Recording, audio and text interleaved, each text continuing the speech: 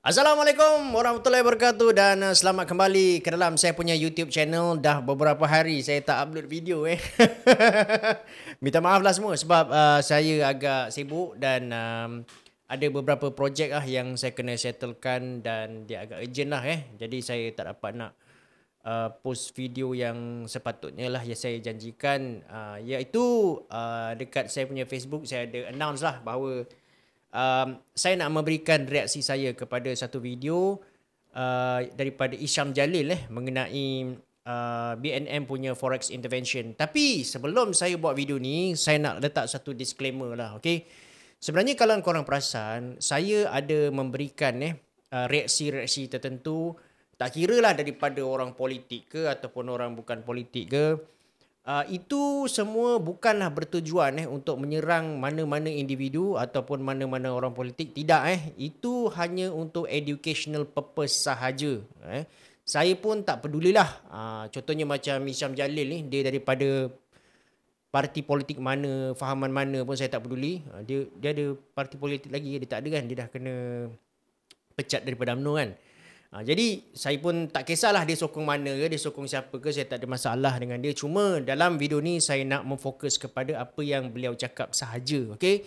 Iaitu mengenai intervensi daripada Bank Negara Malaysia dalam forex intervention ni lah. Okey. Itu disclaimer. Jangan anggap pula bila saya buat video macam ni saya menyerang Isham Jalil. Tidak saya tidak menyerang mana-mana orang politik. It's just for kita punya educational purpose sahaja, sesiapa yang nak belajar tentang ilmu ekonomi. Okey, jom tanpa berlengah lagi, jom kita tonton sekejap lah sedutan daripada video Isham Jalil tu. Lepas tu kita nak buat apa? Nak pergi minta tolong IMF dengan World Bank balik.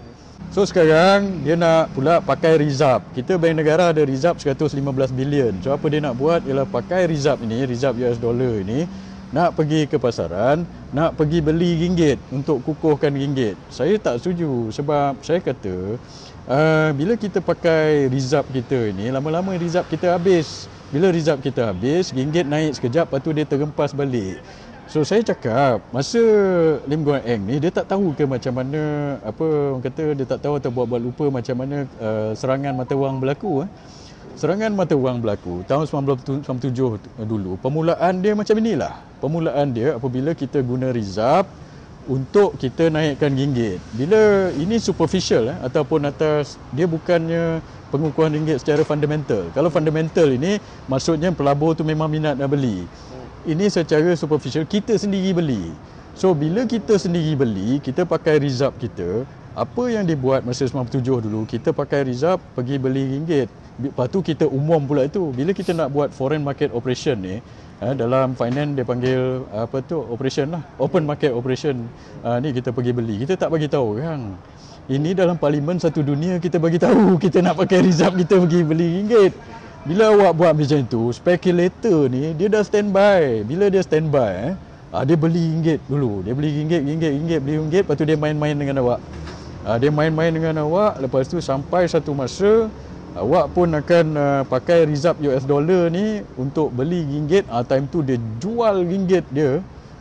Okey guys, itu dia video daripada Isham Jalil. Saya kena bagi kredit lah video tu daripada TikTok beliau. Okey, jom kita cerita pasal ringgit intervention, forex intervention. Okey guys, sebenarnya kalau korang nak tahulah dasar makroekonomi ni dia terbahagi kepada dua cabang utama iaitu dasar fiskal dan juga dasar monetary. Okey.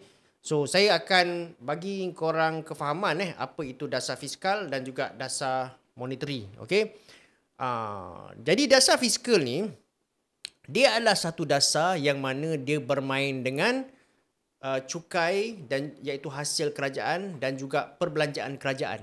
Iaitu kalau dalam ekonomi kita panggil G dan juga T . G ni adalah government punya expenditure, T ni adalah tax. So dia bermain dengan dua benda ni lah. Sebagai contoh cukai. Kalau kerajaan nak mengubah sistem cukai, contohnya kerajaan daripada SST nak buat GST, itu termasuk di dalam dasar fiskal. Okey. Dan sebagai contoh, kalau kerajaan nak berbelanja dalam satu-satu plan ekonomi, contohnya macam RMK ke-12 yang lepas semasa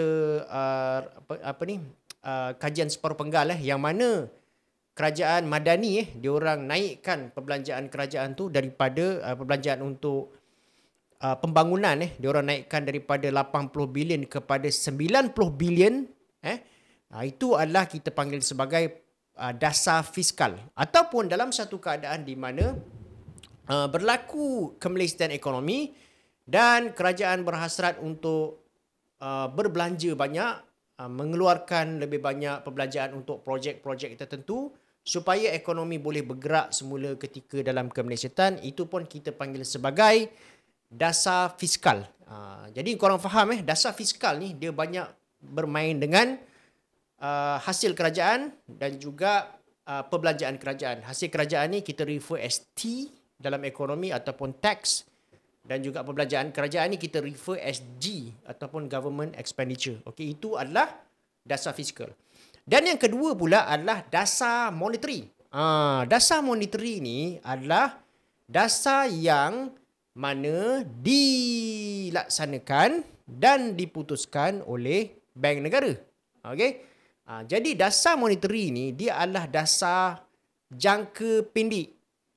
Contohnya macam korang sakit kepala, korang telan Panadol.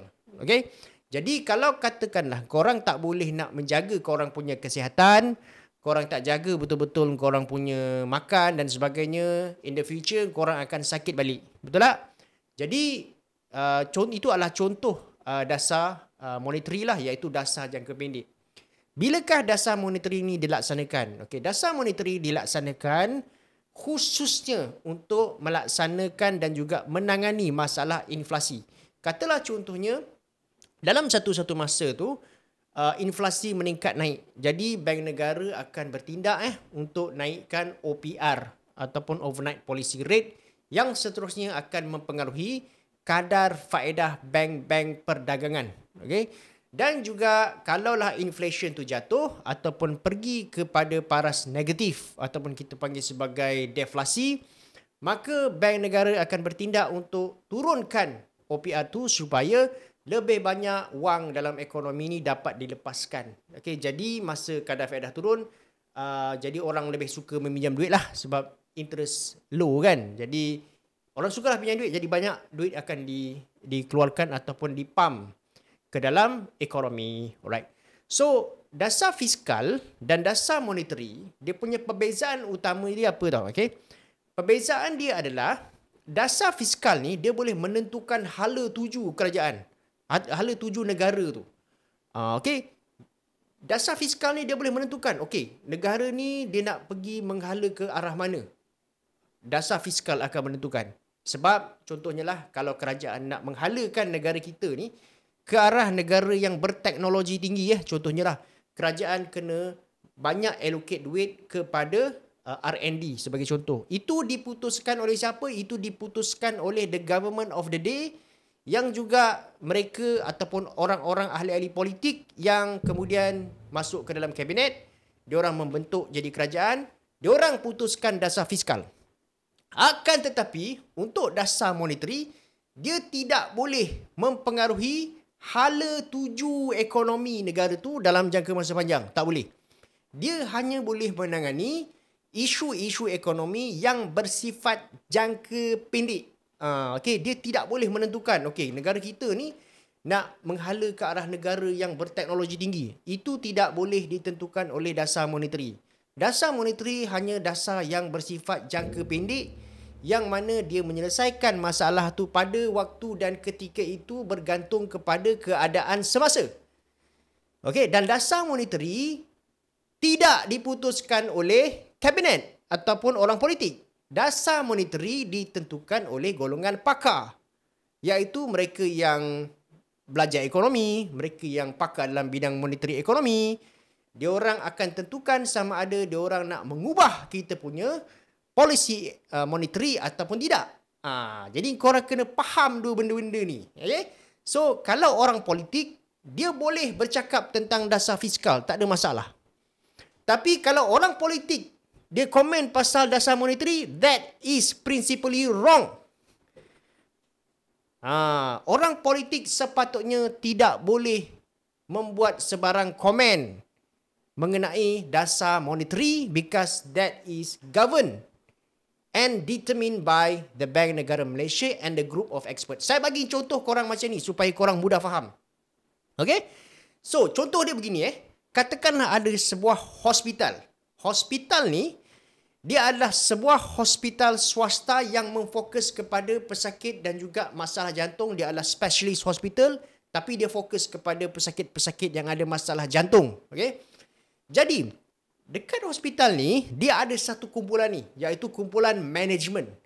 Kumpulan management ni terdiri daripada dia punya CEO, terdiri daripada dia punya general managers, senior managers, kumpulan pengurusan.